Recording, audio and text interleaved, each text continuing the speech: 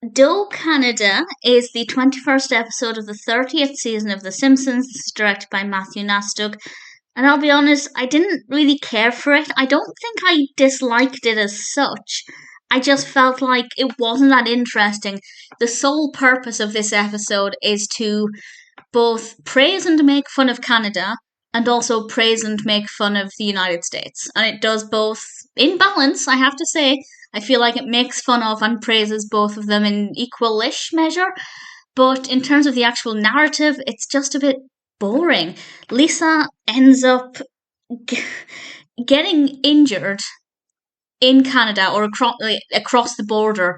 And because she's crossed the border, she is in a Canadian hospital and she has to stay there for a little bit, but her family are kicked out. I won't explain the details, but it makes enough sense within the realm of the episode. And she loves it, and she doesn't want to come home, and she refuses to leave Canada. But Marge obviously wants to get Lisa back. What is she going to do? Obviously, through Lisa's eyes, we see a lot of benefits of Canada, a lot of praise for Canada, but at the same time, there are a lot of stereotypes. And we also see a lot of negatives about the United States through Lisa's perspective, but there is also an opportunity to celebrate things that are, traditionally American, if you like.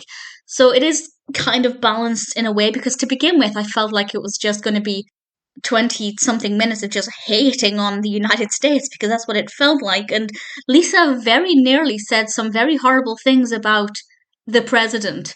As he was called, he wasn't named, which I thought was a relatively smart decision. But it was, it was very much on the nose and very risky. And I think, they pulled it off, but it wasn't interesting. Nothing happens. Maybe if I was American or Canadian, it might be different.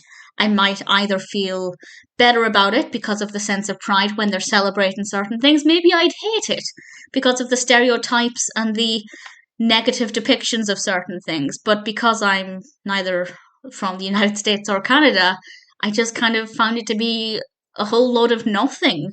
Really, the only thing I liked was the change in Lisa's appearance. She changes her outfit when she's in Canada, and because it was, something a little bit different to look at, that was not too bad. We also have a few decent guest voices. We have Awkwafina and Judy Blume. But it's not enough, to turn it into a great episode. For me, it's fine. It exists. I didn't really enjoy it, but certainly I wasn't personally offended by it. I just found like it was a very badly written narrative where the writers just wanted to make fun of different places and have a laugh at their expense. And in small doses, that's fine. Or if that's against the backdrop of a decent narrative. But unfortunately, it's not. So it doesn't really have a lot of substance, and personally I didn't find a lot of it very funny either. So Do Canada is not a great episode. I don't know if I'd skip it. I genuinely don't know if I'd skip it if I was watching season 30 again. I guess it depends on if I'm in the mood for background fluff. It's not too bad because, as I said, it's not like I'm offended by it or anything. But if I want something that's actually entertaining to watch, then unfortunately Do Canada just isn't one of those episodes.